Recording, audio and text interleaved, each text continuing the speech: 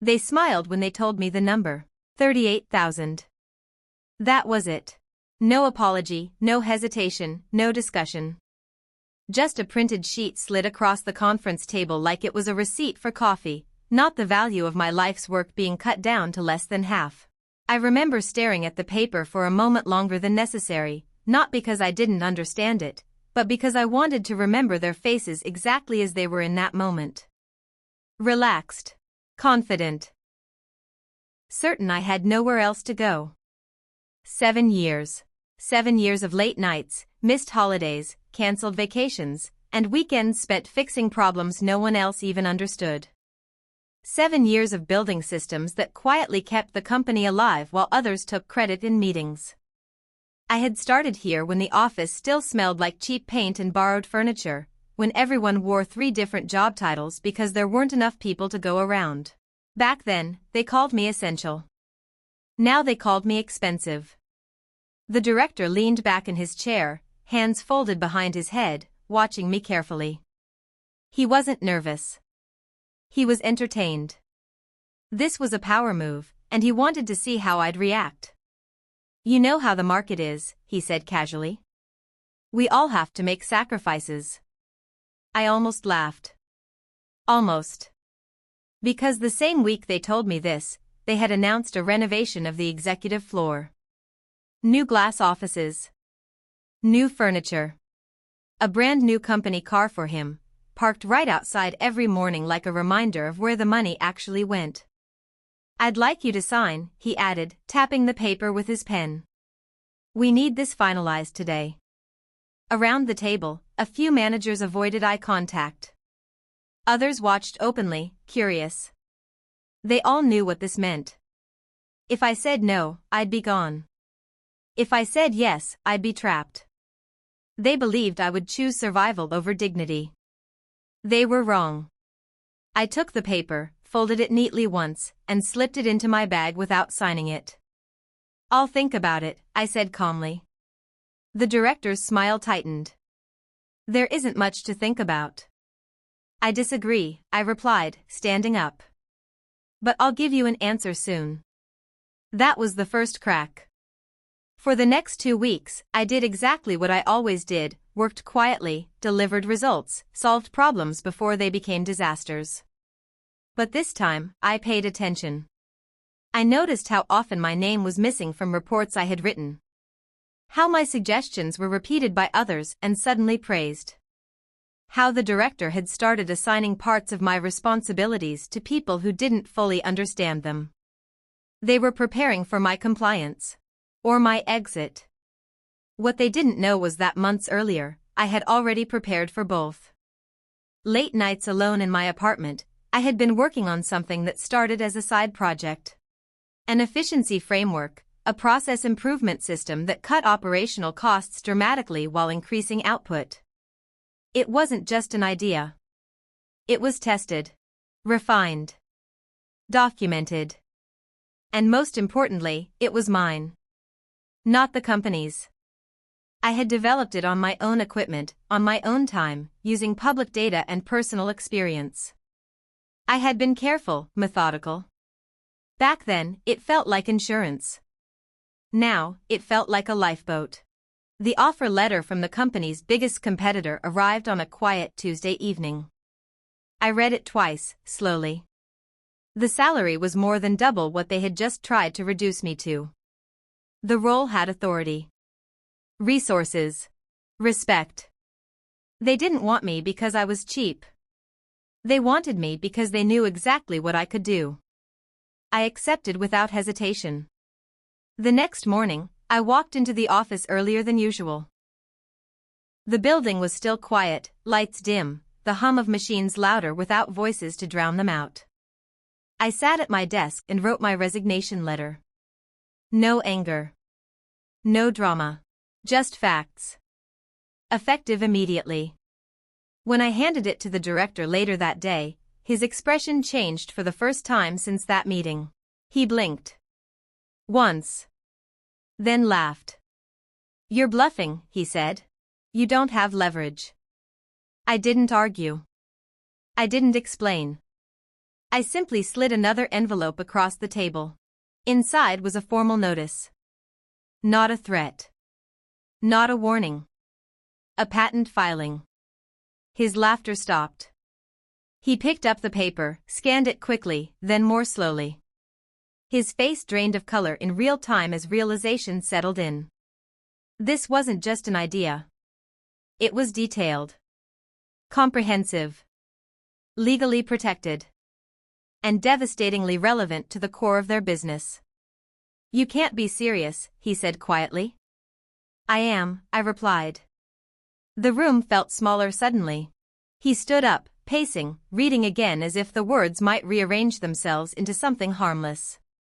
They didn't. "You've been working on this, here," he accused. "No," I said evenly.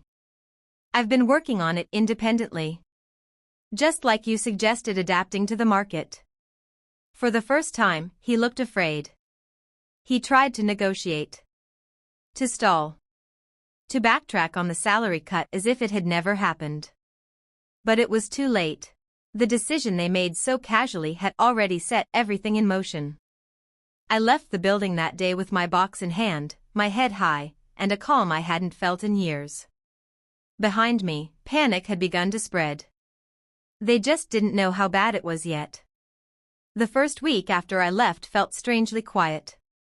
No emergency calls. No late-night emails labeled urgent. No meetings where everyone talked over each other while secretly waiting for me to fix the problem afterward. I woke up early out of habit, made coffee, and for the first time in years, drank it slowly.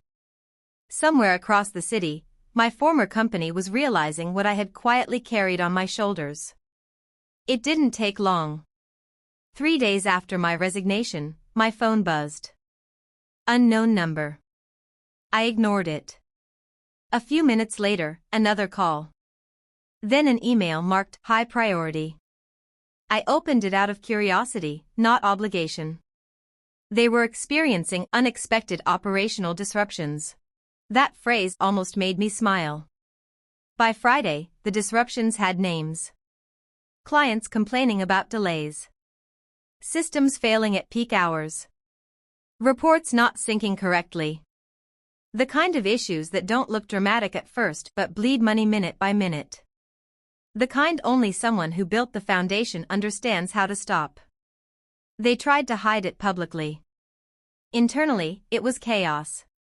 A former colleague messaged me privately that night. "Did you know about this?" he asked.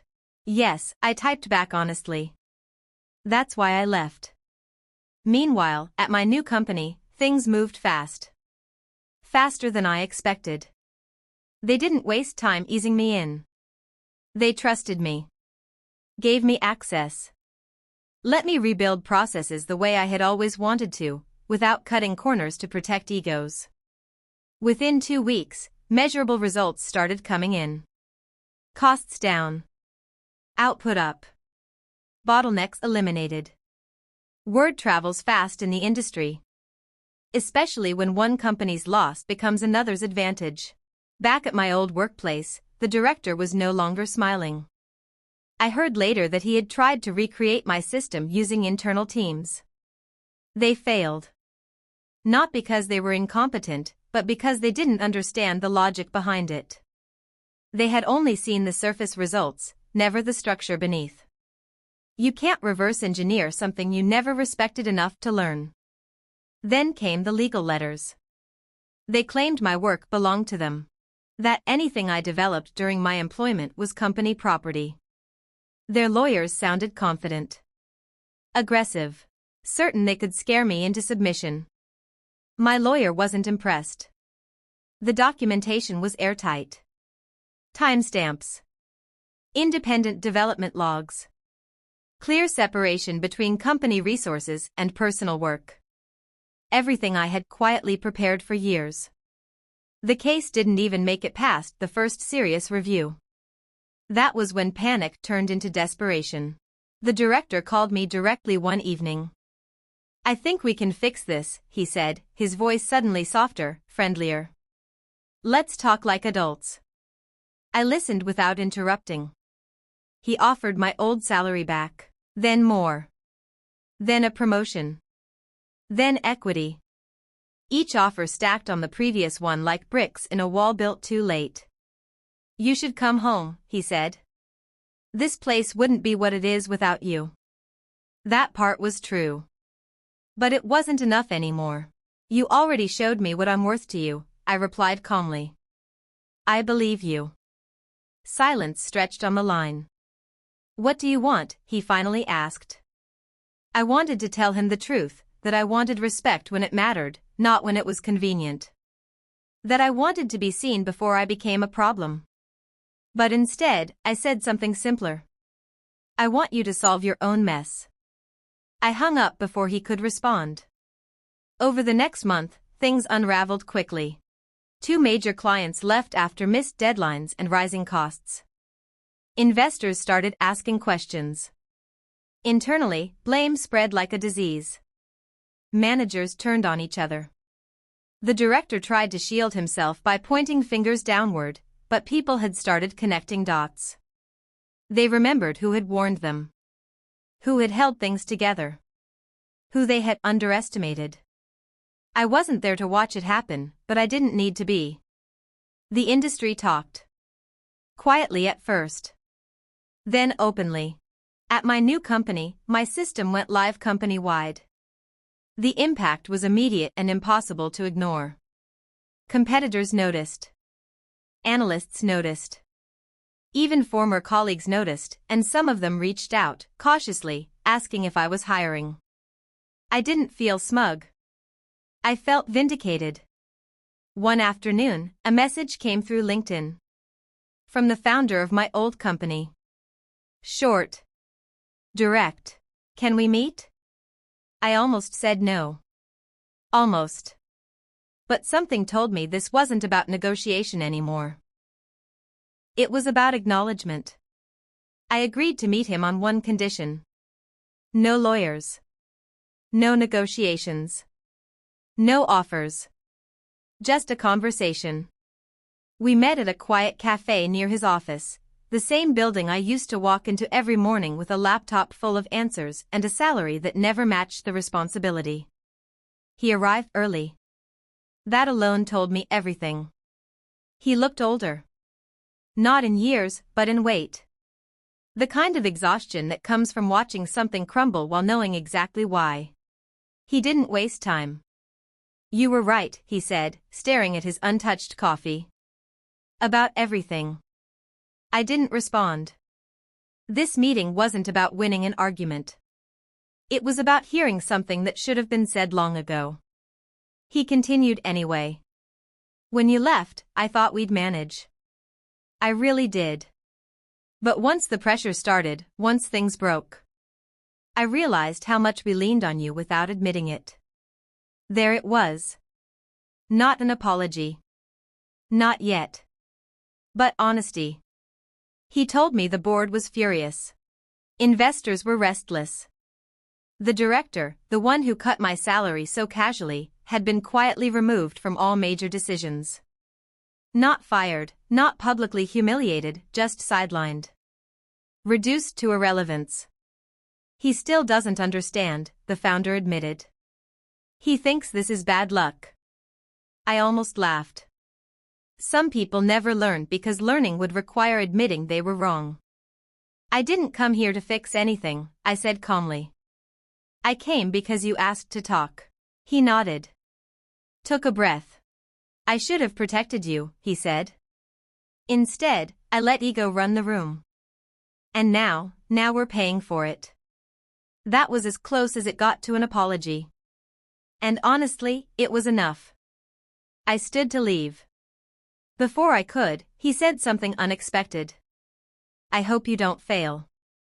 I looked back at him, confused. Because if you fail, he continued, I can keep pretending this was just bad timing. But if you succeed, then I have to live with knowing we lost the most valuable person in the room. I smiled. Not out of cruelty, but clarity. I already am succeeding, I said. You just won't get to benefit from it. And with that, I walked out. The next 6 months changed everything. My new company doubled down on growth. The system I built didn't just stabilize operations, it became the foundation for expansion. New markets. New partnerships. New revenue streams. I wasn't just solving problems anymore, I was shaping direction. They offered me equity. Real equity.